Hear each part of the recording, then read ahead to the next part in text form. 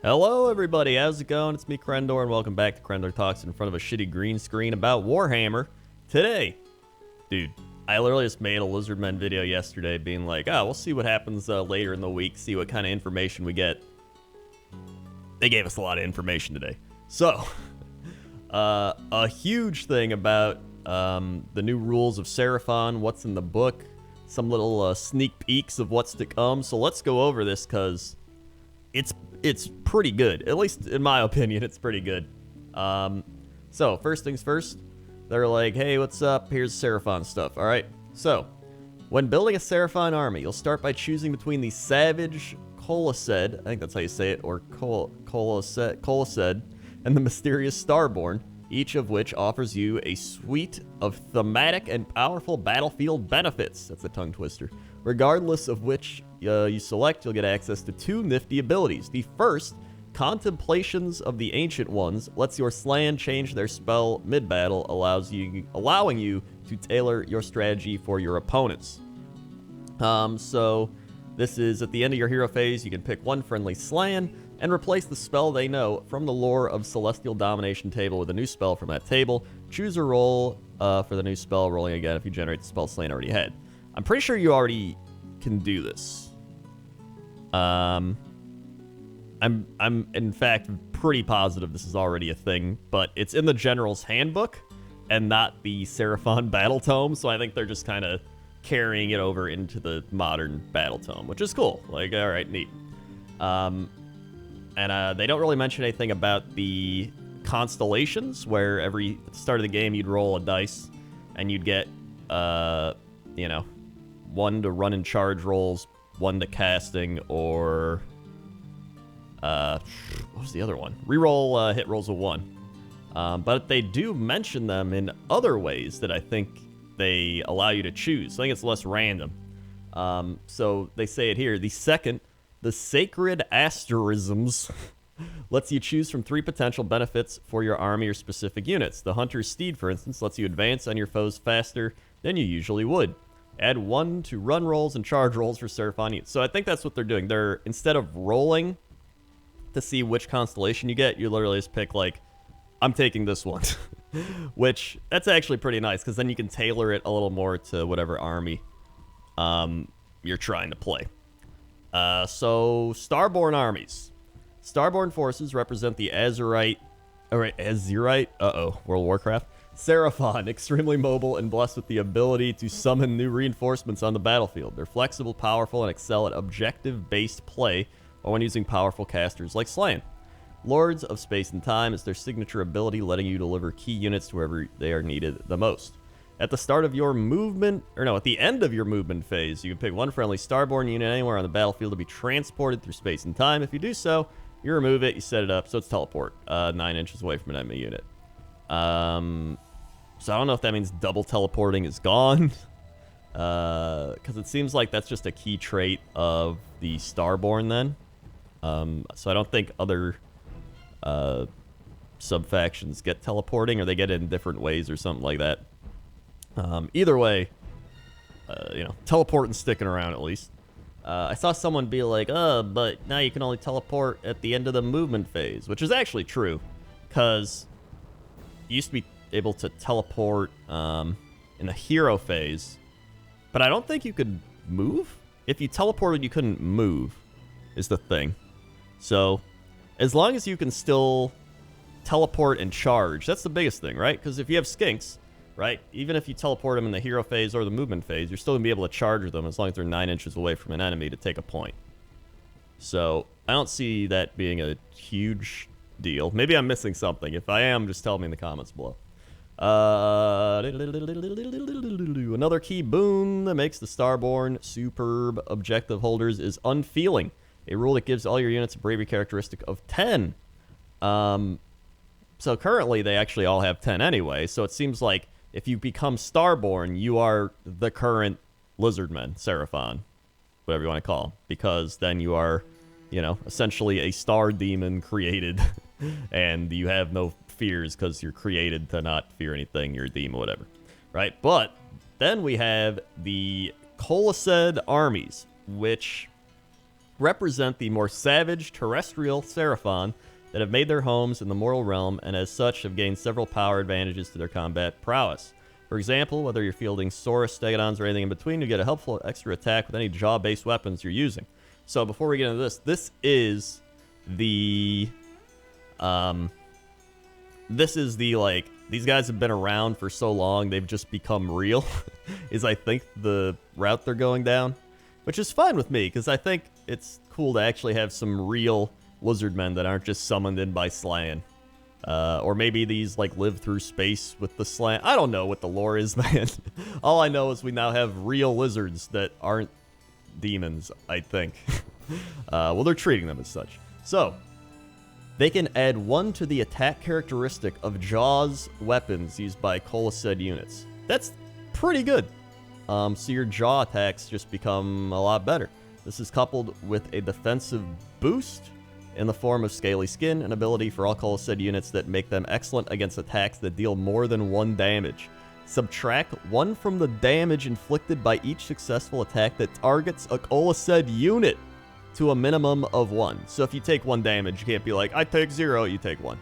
But if you take 2 damage, it goes down to 1. If you take 3 damage, it goes down to 2. That's really good. That's actually insanely good. The fact that you just negate the damage like that.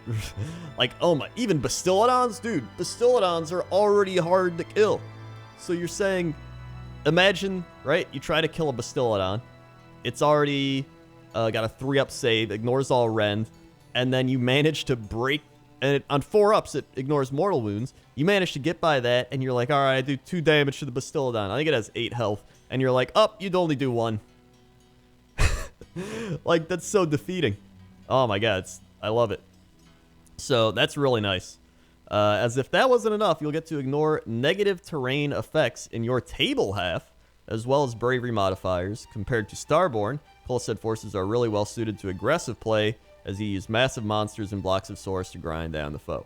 Which is really cool, because, like I was saying in previous videos, a lot of the ways you play Seraphon effectively now are you take a Slan, you summon a lot of skinks to take points, and it's like the main thing. Then you run maybe a Thunderquake Star Host or like a Shadow Strike Star Host, and that's like it, man. I know people use like Salamanders and Razordons too, but you have all these giant dinosaurs and monsters, and you can't even use them because they're like so bad. So it's nice that they're like, hey, this is for the monsters and stuff, right? So your Carnosaur can only take like 2 damage instead of 3. Plus he's biting. Oh my god, like the old blood on Carnosaur. It's gonna add 1 to the characteristic of their jaws. Like, oh, that's gonna be nice. So then we have the sub-factions. Both Colised and Starborn armies can be further customized with a choice of sub-factions for each. So it's like there's the main faction, which is Starborn or Colised, and then you get the sub-factions of those. Offering you a wider range of playstyles and army archetypes. Hold on. That's what's on screen right now. To draw from. Every sub-faction has an ability, command, trait, and an artifact, with some also having command abilities. Dedicate your force to Dracathion's tail. You'll get to bring a vast portion of them down from on high, giving you an unparalleled control of the battlefield. So this is, instead of setting up Dracathion's tail unit on the battlefield, you can place it on the side in reserves. You can set up 1 reserve unit waiting to appear at command for each friendly Dracathion's tail unit you've already set up on the battlefield. So it works kind of like ambushing or deep strike. At the end of your movement phase, you can set up 1 or more of the reserve units waiting to appear at command on the battlefield more than 9 inches from an enemy and wholly within 18 of a Slan. Any reserve units waiting to appear at command and which are not set up are on the battlefield by the start of the 4th battle round are slain. So you actually got 4 rounds to bring them in, which is pretty good, honestly. Like, imagine your Slan's just sitting back being like, ugh. And then he's casting spells and stuff. And they start coming at you, right? You're like, oh, shit. And then he's just like, and then the skinks just like come out of nowhere and surround him. And then after you try to kill those, another layer of skinks come out. And you can just have like 3 rings of skinks all around them.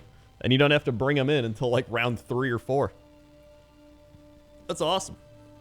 You can also teleport with the Slan and then summon in stuff on like a point or something, although it's a little risky, but it could be fun. Because I saw some people be like, wow, when you do Beast of Chaos, you only have to be 6 inches from the edge of the board, and other things got to be that. But the big thing here is, right, you can be within 18 inches of a Slan, 9 from an enemy, but your Slan is like your focal point of your army. And so if you teleport him to danger to summon in things, you're risking a lot. But at the same time, I think that's a cool thing to have as an option, right? You have the option of being like, you know what, it's risky, but we got to do it. I'm going to port him over there, and we're going to bring in all the Skinks and Saurus Warriors or Stegodons and Bastiladons from out of the, off the board in. So that's really neat. Fangs of Sotek. Perfect for lovers of skinks, as you get bonus movement with these nimble skirmishers at the start of the game. Command ability that can seriously disrupt enemy charges. So you get, in the first battle round, add 3 to the move characteristic of Fangs of Sotek skink units. So it makes the skink very fast. All the skinks go very fast. Especially if they run on top of it. So it also says a command ability that can seriously disrupt enemy charges. But it looks like they don't actually show it. So I take it there's one in the book that they just say like, hey, it's going to be a cool disrupting of enemy charge thing. Maybe when the enemies charge in, you have the option as skinks to like retreat right away. Or maybe if you roll like a dice and you get like a 3 up, you can retreat, or 2 up. I don't know, something like that. That'd be kind of cool, because then they charge in. Maybe they deal mortal wounds, but then you just, fall back. That could be interesting. We'll see. Then we have the Coatl's Claw. Sounds like a drink. Like, I'll have 1 Coatl's Claw, please. Allows you to unleash the full might of your Coalesced Saurus units. Oh my god, I need like, Coatl's Claw Saurus drinking White Claws. Anyway. To unleash the full might of your Coalesced Saurus, you might as well give... wait, I need to reread this. Coatl's Claws allow you to unleash the full might of your Coalesced Saurus units, as well as giving you plenty of command points to play with, thanks to an excellent command trait. So, Coatl's Claws add 1 to hit rolls for attacks made by friendly Coatl's Claw Saurus units that made a charge move in the same turn. So, when you charge, you can add 1 to hit rolls. So, you want to charge with your Saurus. Oh, yeah, so you get your +1 to your draw attacks, right? And then you make them Coatl's Claw, so you get +1 to charge.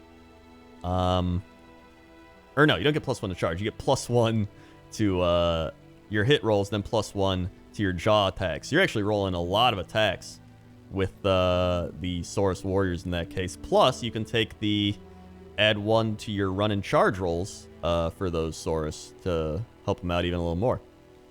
Then, there's the Dominant Predator command trait. Roll a dice each time this general is used to issue a command to a friendly Coatl's Claw Saurus unit. On a 4+, you receive an extra command point. So, it seems like whenever you use a command trait, on a 4-up, you pretty much get the point back, is what I'm reading from that. But it's only when you issue the Coatl's Claw Saurus unit commands. Not like a Slan or something like that. I guess that's what it is. I think I read it correctly. And then they say, finally, the Thunder Lizard lets you field armies of nothing but super durable Stegodons. We'll be previewing this particularly dino-tastic list for your pleasure later in the week, so stay tuned. A full Stegodon army. Those Stegodons are going to sell out so fast online. I need to like buy some. I only have 1 Stegodon. Well, I have 2. I have the Stegodon, and then I have the Engine of the Gods, which is technically one, I guess. But I need some more Stegodons. Alright, so then we have top War Scroll changes. Top War Scroll changes coming in hot here. Biggest one coming to this guy. The Troglodon with the Skink Oracle on top. And this guy used to be very bad. You would always just build the Saurus Old Blood on Carnosaur. Or there's the other guy in Carnosaur. He was just, he wasn't that great. But now, I am actually building the Start Collecting. I have because I have a start collecting lizardmen from like from Christmas, and I was like, yeah, you know, it'll be good for like when the new book comes out, and I can build, or maybe I'll build like some of the models I don't have. And this was the guy I was gonna build, so I was like, you know, even if he's not good, it's still fun to just have him, just because I think it's a cool looking model. And now they buffed the shit out of him. Like, oh my god, look at this. Okay. Loads of Seraphon War Scrolls have been tweaked for the new Battletome, ensuring the army is streamlined, effective, and fun to play. Some changes are small, while others are pretty significant, like the Skink Oracle on Bastiladon. This little guy is now a fully fledged and rather awesome wizard with a handy ability and fantastic spell. Alright? So, first thing, he's the Oracle of the Slain. Add 1 to casting, dispelling, and unbinding rolls. He just gets +1 to everything. In addition, he can attempt to unbind spells that are cast anywhere and attempt to dispel endless spells anywhere. So he's like as powerful as a Slan, a current Slan. He can just dispel anywhere. In fact, he's a little better because he gets +1 to everything. Like, that's crazy. But that's not all. He gets Comet's Call.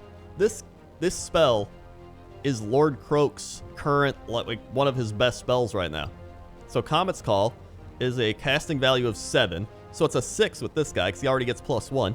If successfully cast, you can pick up to D3 different enemy units anywhere on the battlefield. For each of those, each of those units suffers D3 mortal wounds separately.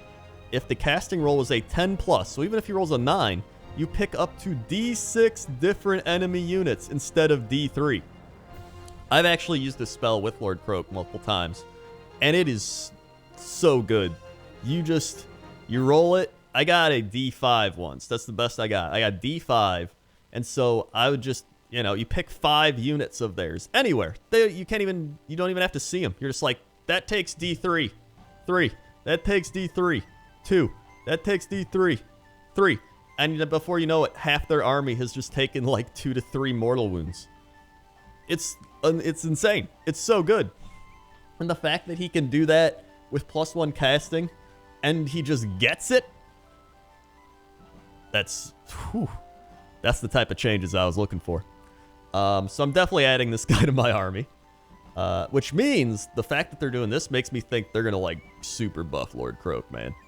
Like, he might. I'm hoping he gets to like Nagash levels. I really want him to be like Nagash levels, because he's like on the same tier, right? He's like one of the oldest wizards in Warhammer. He literally was like, I'm going to not die, and so he just didn't die. Like, they gotta give him some love. I hope so, because I want to run some crazy Lord Croak armies. But the fact that this guy is this good, like, I love this. And on top of that, his Troglodon's gonna be spitting acid and doing all that, so that'll be fun. Okay, so next up we have Saurus Warriors. I say this all, and then I'm gonna roll like, all right, here we go. D3, 1. D3, what? You take 1 mortal wound to your 1 guy. So it could also be bad, but, you know, you live and die by the dice. Saurus Warriors, meanwhile, have been given an extra point of rend on their Celestite clubs and a bonus to their attacks when fighting in large groups, ensuring these heavy infantry are truly a match for the terrifying foes they're bred to fight. So you add 1 to attacks for the attack characteristic of this unit's Celestite clubs or Celestite spears while that unit has 15 or more models. That's not bad. I thought it was going to be 20. Honestly, 15 is, you know, reasonable. Because you get... How many do you get in a start collecting? 10? I don't know if you get 10 or 20. I think you get 10. So I have 20 currently. So I can just run a unit of 20, honestly. That's probably what I'll do. And then if you lose 5, you're kind of like, well, we're down to 1. But still, you make a unit of like 20 of them. Well, actually, you make a unit of like... you just run like a shit ton of those Saurus Warriors. Actually, they might give you 15. How? Hold on. Seraphon start collecting. We're about to find out. It looks like you get 1, 2, 3, 4, 5, 6, 7, 8, 9, 10, 11, 12. You get 12. That's such a weird number. Right? 12? Hold on. Let's see. Box. Saurus Warriors. I can literally just look at product information. Or downloads. 12 Saurus Warriors, yeah. So I guess you'll have 24. Huh. Yeah, honestly, I mean, that's not too bad. Anyway, where am I? So, yeah, I mean, you can run like a unit of 40. You're going to use like 60. Or not like a unit of, you know what I mean. You can run a lot of Saurus Warriors and go crazy. But they're at least decent now. They get the -1 Ren. They can get the +1 to their attacks from charging. Then they get +1 for having over 15 units. So really, you're rolling like 3 attacks, 4s, 3s, -1. It's not bad. And I'm sure there's going to be something to give them like +1 to hit. There's probably going to be something on top of that. And then you're getting 1 extra Jaws attack. So actually, they're getting a little crazy with those Saurus Warriors. My big thing is I really hope they give Temple Guard 2 wounds and help them out a little bit. Because, yeah, they need it. So, let's see. Then finally, we have the Bound Endless Spells. So, I know everybody was hoping the lizardmen would get their own endless spells and they would get, you know, some crazy stuff. And maybe, I'm sure they will down the line. But this is still pretty cool, honestly. So, lots of armies in Warhammer Age of Sigmar now have endless spells, but Seraphon have mastery over them like no other faction. Special bound versions of the standard endless spells found in the Malign Sorcery set offer the same powerful benefits as their counterparts, with a key twist. Bound predatory endless spells can only be moved by a player using a Seraphon army. No more watching Purple Suns and Geminids of Ulgish crash into your own units, just utter magical destruction at your own command. That is so strong. That's so good. Just being able to summon like the Purple Sun and some of these other crazy spells. Or even like the Pendulum. I already use the Pendulum like all the time. The Aether Void Pendulum. And sometimes they can get annoying because you're like, I don't want to hit my own units and stuff like that. Now you're just like, Pendulum! And you got like your guys in the way and they're like, they don't take damage, sorry. That's so good. I love that. And it fits in with the whole slan and powerful magic of Seraphon because they are, you know, one of the best casting armies in the game next to like Tzeentch and stuff. So overall, I'm pretty excited because these all are like really good changes. These are all great changes. And I'm looking forward to actually getting my hands on the book pretty soon and going over it and seeing any other sneak peeks they release later this week. And I'll be making more videos on it because this is what I've been waiting for. I've been waiting, you know, I guess I haven't been playing that long, right? Only since like last July, but this is the reason I got into Warhammer, got back into Warhammer, Lizardmen, Seraphon. So I feel like I peaked at the right time here, right? It's all this new stuff coming in. I at least got all my models built for the Seraphon army. So if I'm like, that unit's really strong, I put it in because I have it already in its build. Except the Troglodyte, which I'm going to be building. So I'll probably upload a thing of me building that, actually, on the channel or something. Either way, thanks for watching. This was a long video. I didn't think it'd be this long, but I had to go over all this. So thanks for watching.